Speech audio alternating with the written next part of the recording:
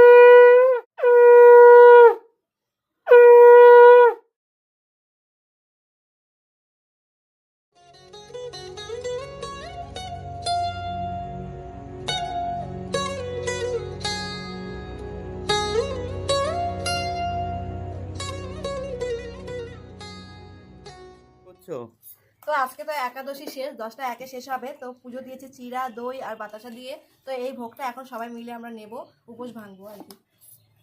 তাই হ্যাঁ, ভালো করে মেখে নিই।